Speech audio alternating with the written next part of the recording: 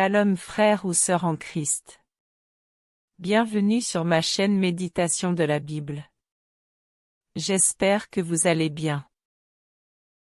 L'enseignement de ce jour vous aidera à prendre de bonnes décisions sur le chemin de votre destinée divine. Il vous instruit sur les éléments essentiels à savoir, mais aussi sur l'aptitude à adopter pour éviter de noyer par vos propres erreurs les desseins de Dieu pour votre vie. Prenez de quoi prendre des notes, car vous en aurez certainement besoin. Bonne écoute et bon visionnage. N'oublie pas de t'abonner à la chaîne et d'activer la cloche des notifications pour ne rater aucune de nos prochaines publications. Like la vidéo et partage-la autour de toi pour aider quelqu'un. Sur ce, bonne écoute à tous sous la couverture de Dieu et que le Saint-Esprit vous explique cet enseignement individuellement de cœur à cœur. Est-ce que tu sais combien de personnes ont essayé d'ouvrir des bureaux de koinonia partout dans le monde entier? Ils disent, apôtres, nous l'avons fait à l'avance. Je leur dis, je vous aime, mais s'il vous plaît, refermez.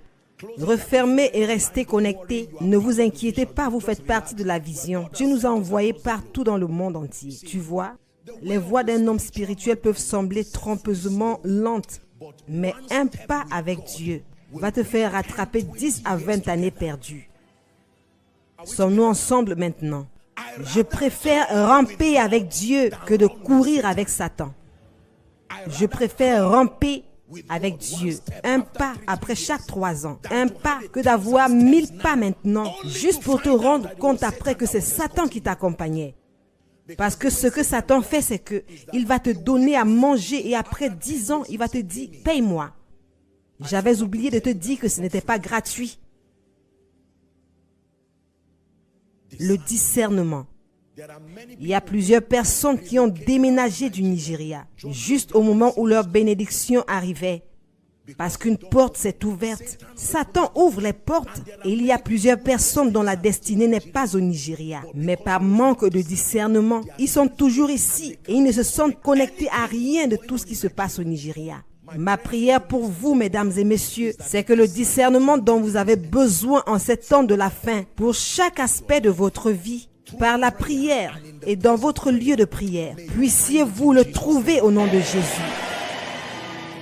L'une des plus grandes tragédies de l'Église au Nigeria et en Afrique, c'est la reproduction aveuglée et l'imitation aveuglée. Dès l'instant où quelque chose semble marcher, les gens peuvent ne pas comprendre les autels et les alliances qui ont activé ces choses. Tout le monde se jette là-dedans. C'est pourquoi lorsqu'il y a échec, c'est un échec massif et catastrophique. Alléluia. Imitation irréfléchie. S'il te plaît, sois un croyant qui prie au sujet de tout. Si tu ne fais pas confiance à ton écoute spirituelle, attire l'attention des frères et sœurs qui peuvent t'aider. N'appelle pas un croyant paresseux qui n'a jamais pu rien faire pour lui-même. Les 2 choses qu'il a eues ne venaient pas de Dieu. Et tu dis que la personne doit prier avec toi. Qu'est-ce que tu vas écouter de la part de cette personne? Il y a des gens qui ont reçu le don de l'oreille qui écoute spirituellement, des yeux qui voient et des oreilles qui entendent. Et parfois, Dieu va juste vous donner un verset. Ça n'a pas besoin d'être une révélation flamboyante. Et je relèverai ta grandeur et te donnerai du repos. Ceci est déjà une parole prophétique. Tant que Dieu ne parle pas, s'il te plaît, ne bouge pas. Même si une porte s'ouvre, maintiens la maturité et la discipline d'attendre. Sommes-nous ensemble? Lorsque tu pries, tu discernes l'objectif derrière tout ce que Dieu fait, dans tout ce qu'il fait. Sans le discernement, tu vas porter tout ce qui a une ressemblance négative, mal. Il y a plusieurs choses qui viennent sous l'apparence du mal, mais c'est une bénédiction de Dieu. Regardez ceci. Tu rencontres une jeune vierge et tu dis, je te salue Marie, tu es hautement favorisée. Et la chose suivante qui lui arrive, c'est de la tragédie. Elle est sur le point de perdre son mariage. Elle est sur le point de tout perdre. Et pourtant, quand l'ange est venu, il n'a pas dit, tu es rempli d'endurance. Il a dit, tu es hautement favorisé. Et juste après cela, qu'est-ce qu'il y avait dans la vie de Marie qui ressemblait à la faveur? Et pourtant, la Bible dit que c'est de la faveur. Alors fais attention à ne pas lier le niveau suivant de ta vie parce que tu n'as pas de discernement. Alléluia. Quelqu'un peut être dans un ministère et Dieu lui donne l'instruction de fermer ce ministère-là. Tu vas juste penser que c'est une chose démoniaque. Non. Je vais partager avec vous une expérience que j'ai eue avant qu'on ne continue. Une expérience vraie. Je priais pour une famille. Ils s'attendaient à Dieu pour un enfant. Et pendant que je priais pour eux, j'ai eu une vision étrange. Je vois l'homme et la femme avec 3 enfants qui courent partout. Et tout à coup, ils entrent dans une voiture. Et peut-être qu'ils se rendent quelque part avec les enfants. Et ils ont un accident de voiture et tous les enfants meurent. Alors je suis revenu à moi-même et pendant que je continuais de prier pour eux, j'ai dit « Excusez-moi, avez-vous déjà perdu des enfants ?» Ils ont dit « Non, nous n'avons jamais eu d'enfants. » Et j'ai dû dire « Oh Dieu, mais qu'est-ce que cette chose que tu me montres ?» Alors qu'est-ce que j'ai vu? J'ai donc compris que ce qu'ils appelaient retard, c'est Dieu qui les épargnait d'un souvenir éternel de chagrin. Sur certaines choses, il y a des choses qui ont l'apparence du retard. C'est parce que Dieu a vu que tu n'es pas encore préparé pour l'attaque qui viendra avec cette bénédiction. Alors, il va suspendre cela jusqu'à ce qu'une certaine révélation bâtisse de la capacité en toi. Et alors, il te donnera accès à cela. Il y a plusieurs personnes qui vont juste commencer un ministère ou commencent une affaire. Et dans 6 mois, tu vas rencontrer quelqu'un qui te dit « Mon père était un sorcier, ma mère était une sorcière, mon grand frère est animé par un mauvais esprit. » Et toi, tu te tiens là, tu dis « Écoute-moi, je viens de sortir de l'école biblique. » Et tu te permets d'imposer les mains à tous les 3. Le monsieur te regarde pendant que tu lui imposes les mains. Au lieu de te demander pourquoi il te regarde de la sorte, après avoir prié, le jour suivant, tu n'arrives pas à bouger une main. Ton pied ne bouge plus. Et alors tu te demandes, mais qu'est-ce qui m'est arrivé? Le monsieur te regardait.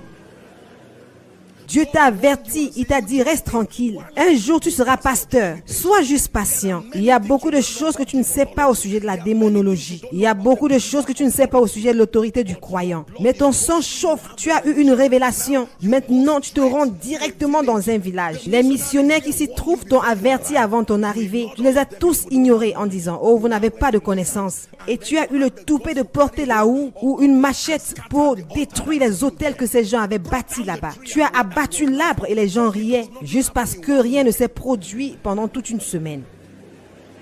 Il y a des règles de l'engagement. Je ne veux pas vous effrayer. Nous avons de l'autorité en Christ, mais l'autorité marche avec la connaissance. Alléluia. Il y avait plusieurs Israélites en Égypte qui criaient pour l'aide. Pourquoi Dieu n'avait-il pas choisi l'un d'entre eux en disant « Après tout, tu es un Juif, va parler à Pharaon ». Est-ce de cette manière que Dieu a apporté la délivrance? S'il suffisait juste d'aller parler à Pharaon, pourquoi Dieu a-t-il pris 40 années pour préparer un seul homme? Qu'y a-t-il au sujet de Pharaon pour que tu sois préparé pendant 40 ans? Alléluia. Plusieurs hommes de Dieu ont porté tout genre de troubles sur leur tête parce qu'ils se sont aventuriers dans des dimensions dans l'esprit alors qu'ils n'en avaient pas la capacité. Juste par orgueil, je suis un homme de Dieu. La Bible dit que chaque homme de Dieu doit rendre ministère selon la mesure de grâce. Il y a des stratifications dans l'esprit, c'est vrai. Alléluia. J'ai partagé avec vous une expérience que j'ai eue il y a des années dans une morgue. Ils m'ont pris pour aller ressusciter un mort dans une morgue. Et j'y suis allé. La Bible dit qu'il a guéri les malades, il a fait toutes ces choses. Et je suis allé calmement. J'ai prié pour le mort. J'ai prié pour le mort. J'ai prié. Et en ce qui me concerne, tout ce que j'ai dit là-bas était correct. Même jusqu'aujourd'hui, je ferai toujours ce qu'il faut. La même chose. Mais pour une certaine raison, le mort n'est pas revenu à la vie. J'ai prié pendant un bout de temps et ils m'ont enfermé là-dedans. Oui.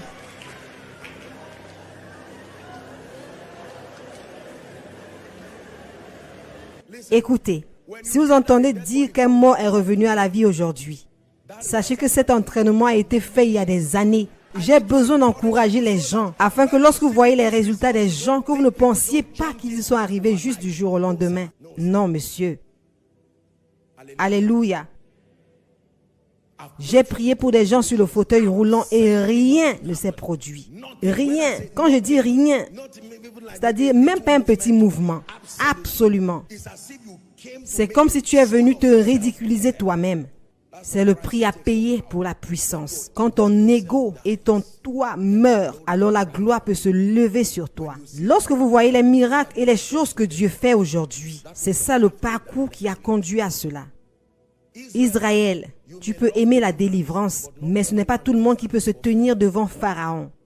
Il y a une rencontre avec le buisson ardent et une saison d'entraînement qui te qualifie. Ce que j'essaye de dire, c'est que vous devez discerner. Plusieurs d'entre vous, les problèmes et les questions pour lesquelles vous priez, vous n'avez pas la capacité spirituelle de recevoir avec exactitude ce que vous voulez entendre. Il va falloir que tu fasses recours à l'expérience de tes supérieurs, des personnes qui ont navigué dans cette dimension de l'esprit avec stabilité et puissance. Sommes-nous ensemble? Lorsque tu veux prendre des décisions sensibles, tout comme quitter le Nigeria ou quitter ton emploi, tu ne peux pas juste t'asseoir et compter sur tes instincts en disant « j'ai entendu Dieu ». C'est une décision très sérieuse. Il va falloir que tu te donnes parfois à la prière et au jeûne et même porter cela à l'attention des frères expérimentés, des personnes qui ont une aptitude vérifiée à écouter spirituellement. C'est ainsi que ça marche, le discernement. Je le dis maintenant parce que certains d'entre vous sont sur le point de se détruire avec des décisions fausses et irréfléchies. Tout le monde est en train d'aller en Europe, tout le monde est en train d'aller en Amérique. Qui t'a dit que tu en fais partie en ce qui concerne le plan de Dieu? Écoute Dieu d'abord. Écoute Dieu d'abord. Écoute Dieu d'abord. Exode chapitre 23 et verset 25. Vous servirez l'Éternel votre Dieu et il bénira votre pain. Est-ce que c'est dans ta Bible? Et vos eaux, et j'éloignerai la maladie du milieu de toi. Mais c'est sous la couverture du service. Servir Dieu, écoute attentivement. Servir Dieu ne veut pas juste dire être un travailleur dans l'église. J'espère que tu sais que tu peux être un ouvrier dans l'église et pourtant tu ne sers pas Dieu. Ce qui en réalité sert Dieu, ce ne sont pas tes mains, c'est d'abord ton cœur. Il y a des gens qui viennent à l'église juste à cause du rituel d'être à l'église. Il y a des gens qui sont juste là parce qu'ils ont été mandatés là, mais ils ne servent pas Dieu de façon authentique. Servir Dieu émane de ton amour pour lui, mais cela vient de ta détermination à promouvoir les intérêts et les objectifs de Dieu. Daniel chapitre 12, verset 3. Ceux qui auront été intelligents brilleront comme la splendeur du ciel. Et ceux qui auront enseigné la justice à la multitude brilleront comme des étoiles à toujours et à perpétuité. Ça, c'est l'héritage de ceux qui servent Dieu comme leur profession, qui servent Dieu pour la vie. Tu n'as pas besoin d'être un prédicateur pour servir Dieu. Tu n'as pas besoin d'être un travailleur au sein de l'église. Ça, c'est profitable. Mais au-delà d'être un ouvrier, celui qui sert Dieu n'est pas juste quelqu'un qui sert dans l'église. Celui qui sert Dieu, c'est celui qui est obsédé et déterminé à voir que le royaume de Dieu et les intérêts de Dieu sont promus et établis à travers sa vie. Le service est une arme d'exemption. Ésaïe chapitre 38. Ésaïe 38, commençons par le verset 1. Regardez ceci maintenant. Le service est une arme. La Bible parle d'Ézéchias. Il était malade à la mort. Et le prophète Ésaïe, fils d'Amos, vint auprès de lui et lui dit, « Donne des ordres dans ta maison, car tu vas mourir. Les choses ne marcheront plus pour toi. » Allons au verset 5, s'il vous plaît, à cause du temps.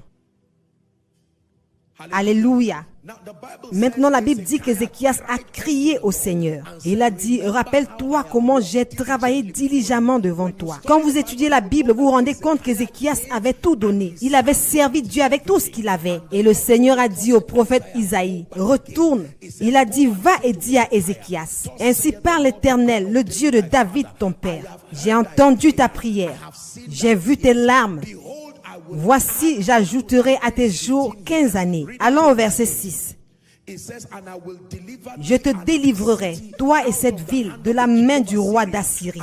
Je protégerai cette ville. Lisons jusqu'au verset 8. Et voici de la part de l'Éternel le signe auquel tu connaîtras que l'Éternel accomplira la parole qu'il a prononcée. 8 maintenant. Je ferai reculer de 10 degrés en arrière avec le soleil l'ombre des degrés qui est descendu sur les degrés d'Achaz. Et le soleil recula de 10 degrés sur les degrés où il était descendu. Dieu a dû inverser le temps pour prouver à un homme que voici à quel point je suis engagé à te défendre et à t'exempter.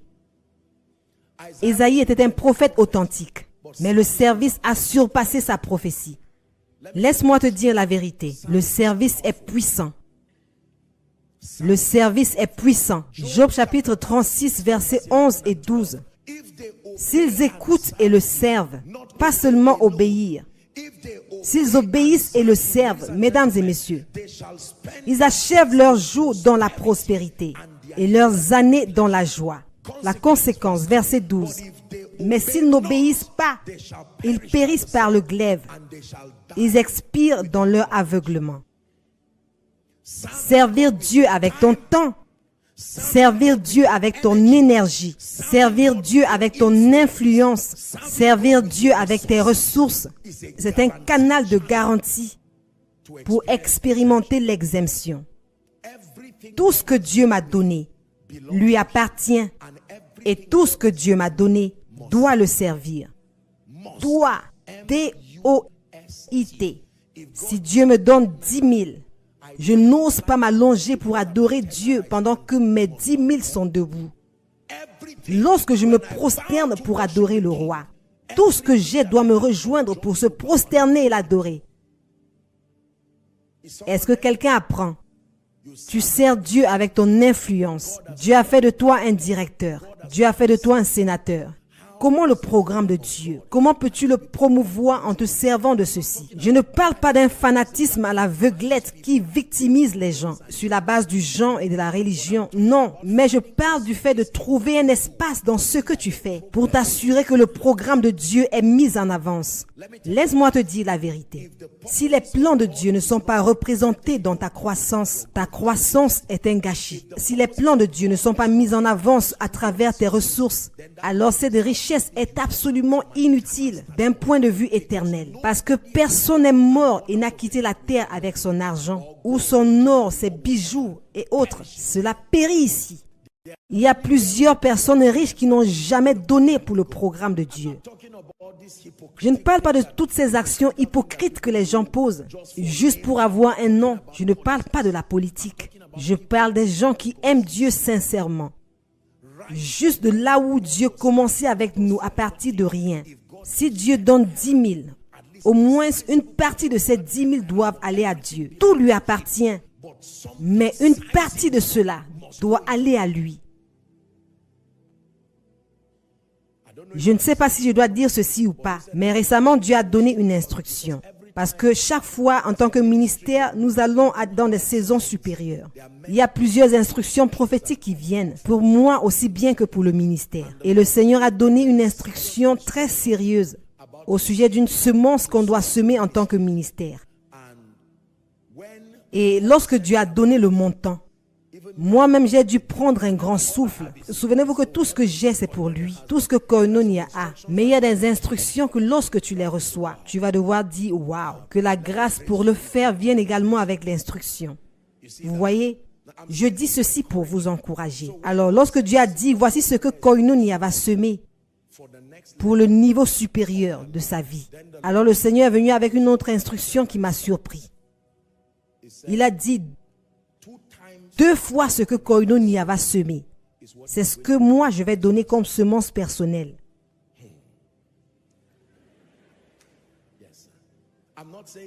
Vous êtes mon peuple, alors je vous enseigne. Le double.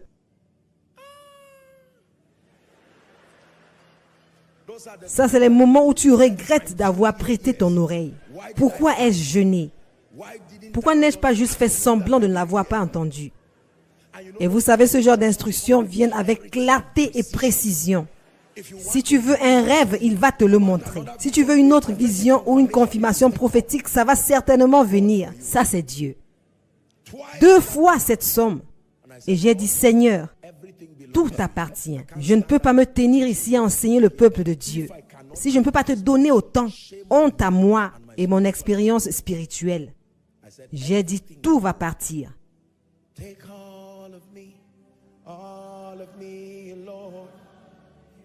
Fais attention à ce cantique que tu chantes. Fais attention quand tu chantes ce cantique. Mesdames et messieurs, dès l'instant où Dieu te donne des instructions, toutes choses, il y a certains d'entre vous, lorsque vous donnez une semence pareille, vous n'avez pas à le dire à quelqu'un. Les gens vont croire que quelque chose ne va pas avec vous. Les gens vont te trouver dépressif. Et ce n'est certainement pas le Covid, ce n'est pas la malaria. Ils vont dire, mais qu'est-ce qui ne va pas? Et tu vas dire, mon frère, si je te dis ce que j'ai fait, toi-même ça va t'affecter, alors je ferais mieux de ne pas te dire. Alors ne vois pas Dieu élever et honorer les gens et dire tout simplement qu'ils sont chanceux. Non. Cherche à savoir ce qui se passe au fond. Je ne le dis pas pour vous cajoler ou vous manipuler. En ce qui me concerne avec Dieu, il le sait. Maudit soit le jour où je ne peux rien donner à Dieu dans ma vie à cause d'une situation quelconque. Non. Toute chose.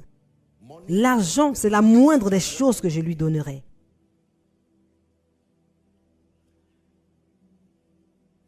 C'est la raison pour laquelle il y a plusieurs guerriers qui combattent dans ma vie.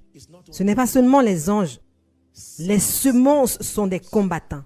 Elles peuvent se tenir devant la porte et parler. Quand vous voyez Dieu élever ce ministère et ouvrir les portes, ne pensez pas que c'est de la magie. Dieu n'est pas un magicien. Il ne joue pas à des jeux. Vous êtes soit là-dedans sincèrement et sérieusement, ou vous feriez mieux de l'oublier. Quand Dieu avait besoin de plusieurs fils, il a pris son fils unique. Il n'a pas pris l'ange Gabriel ou Michaël. Il a pris Jésus. Il a semé Jésus comme une semence. Pendant qu'il pleurait, le Père a détourné son visage. Mais il avait toujours de l'amour. Et alors, il a fait entrer plusieurs fils dans la gloire. Quand vous entendez des pères de la foi comme le bishop Oyedepo crier en disant « Je ne peux jamais être pauvre », ils peuvent ne pas le dire, mais aller chercher à savoir certaines choses qu'ils font. Il y a plusieurs personnes aujourd'hui qui, si le diable veut les attaquer, le nombre d'âmes que leurs semences dans les champs de mission ont sauvées, c'est ce qui va se lever comme défense contre l'ennemi. Et elles vont dire, est-ce que tu sais que 10 000 personnes sont nées de nouveau à travers la semence de cet homme? Par quel moyen vas-tu tuer la personne? Plusieurs personnes font du bruit dans le vide, alors que la dimension spirituelle n'a aucune connaissance des sacrifices qu'ils ont faits. Rassemblez-vous à moi, mes saints, il dit, ceux qui ont tissé une alliance avec moi, par le sacrifice. Alléluia. Écoutez, mesdames et messieurs, honnêtement, je vous le dis en toute humilité. Si vous croyez avoir vu quelque chose au sujet de ce ministère, c'est de la blague, ça c'est du jeu d'enfant. Il y a un envol qui arrive. Vous savez comment un avion se déplace? Il commence comme si c'était de l'amusement. Il accélère et en moins d'une minute, il atteint des hauteurs inimaginables. C'est ce que nous faisons, mais cela vient avec le sacrifice. Un jour, je voyageais quelque part. Le pilote a annoncé qu'il devait y avoir un retard parce qu'il fallait refaire le plein. Et il nous en a donné l'explication. Et il a expliqué que l'avion portait plus de charge qu'il n'en fallait. Et j'ai dit, waouh, c'est une connaissance intéressante. Alors tout a été calculé. Il transporte plus de charge que prévu. Il faut qu'on ajoute du carburant.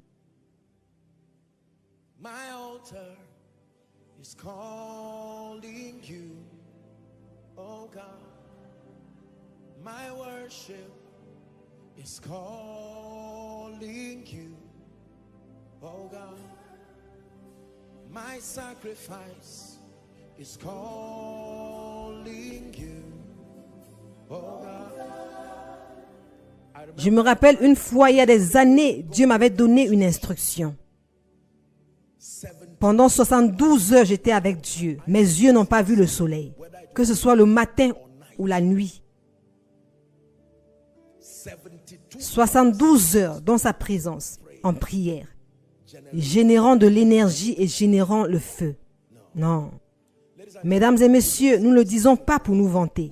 Nous le disons pour montrer le travail intérieur.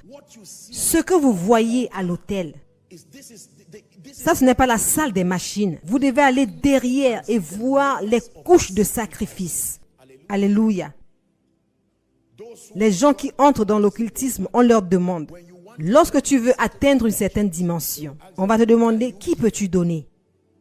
Ton épouse, ton enfant, quoi que ce soit, ou toi-même. Tu dis non, non, non, à Dieu n'en plaise. Aucun d'entre eux. On dit alors, rentre, tu n'es pas prêt à faire quoi que ce soit. Il y a des gens qui viennent avec une détermination et ils disent, je veux atteindre ce poste politique. Tuez n'importe qui que vous voulez tuer, y compris mon épouse, qu'elle meure, j'ai besoin de ce poste.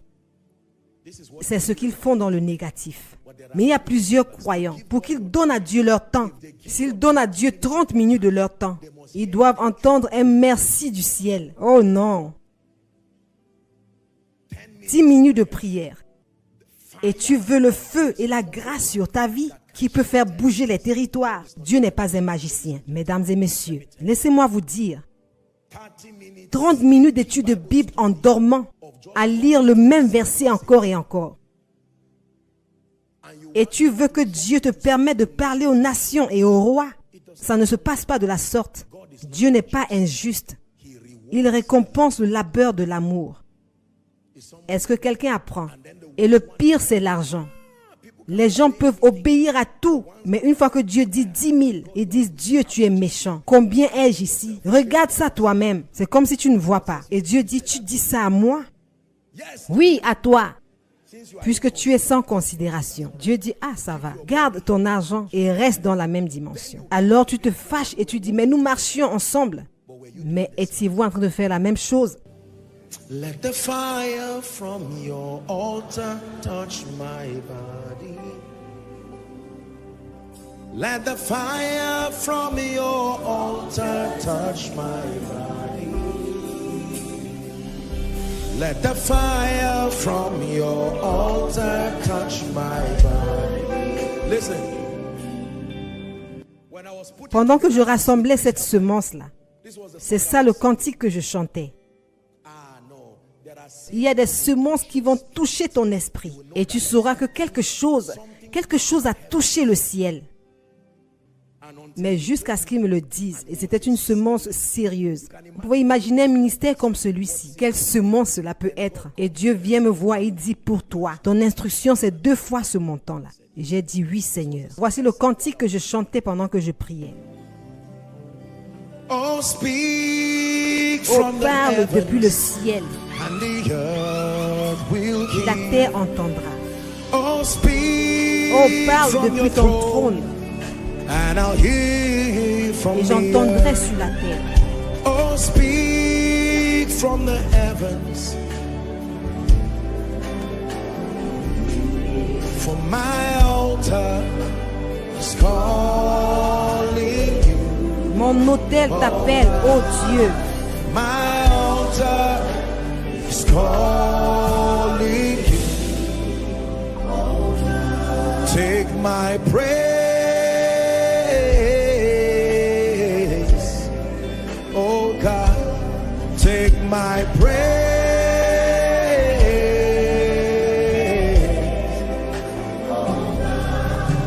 Let the fire from your altar touch my body. Let the fire from your altar touch my body. Let the fire from your altar touch my body. Let the fire from your altar touch my body. Écoutez s'il vous plaît. The covenant L'alliance du service is est un mystère profond that can bring qui peut apporter une exemption surnaturelle. if anybody Si quelqu'un te dit un jour that this que ce ministère est tombé, in any form que ce soit financièrement ou spirituellement, je me tiens ici respectueusement parlant pour te dire, dis à la personne qu'elle rêve, c'est de la plaisanterie. Tu n'as pas idée des alliances et des mystères sur lesquels cette vision est bâtie. L'un d'entre eux, c'est juste ce que je vous ai dit, le mystère du sacrifice. for as long Car aussi longtemps que la terre demeurera, for as aussi longtemps que la terre demeurera. Écoutez, je vous enseigne ces choses parce que je vous aime. I teach you these things. Ce sont des mystères que nous avons engagés et qui nous ont amenés par l'Esprit. Il n'y a rien à cacher. Il n'y a pas de magie en cette chose. La Bible dit, tel qui donne libéralement devient plus riche. Tu donnes libéralement ton temps, ton énergie. Alléluia. Je suis revenu la semaine dernière et aussitôt que je suis arrivé, je n'ai pas pu participer au culte de Koinonia. Et le jour suivant, il a fallu que j'aille prêcher pour Baba Adeboye au camp de Redeem. Vous savez, parfois quand je voyage, je dis juste « Oh Dieu !» Mon temps, mon énergie, mon corps. Mais alors très rapidement, je me souviens que lorsque je lui ai donné toutes choses, je le pensais vraiment. Ce christianisme conditionné, un pied ici et un autre pied là-bas. Croyez-moi, c'est la raison pour laquelle certaines personnes ne touchent jamais un certain niveau de puissance et de grâce. Si tu veux voir des dimensions de richesse, si tu veux voir des dimensions de croissance et de grâce, je peux ne pas me vanter de tout savoir. Je suis moi-même un étudiant. Mais croyez-moi lorsque je vous dis qu'il y a des choses que je connais. Il y a des choses que tu peux faire pour fermer certaines portes générationnelles. Du manque, de la pauvreté, de l'échec.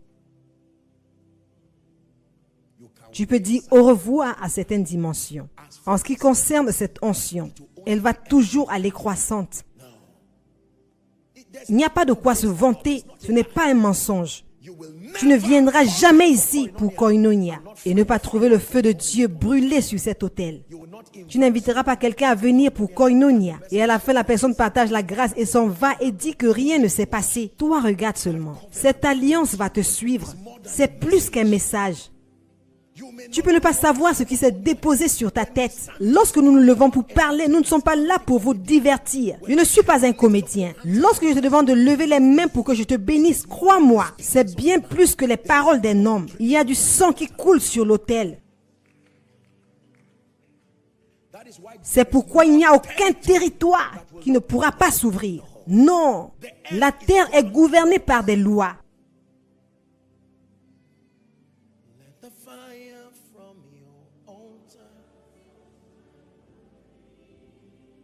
Let the fire from your altar.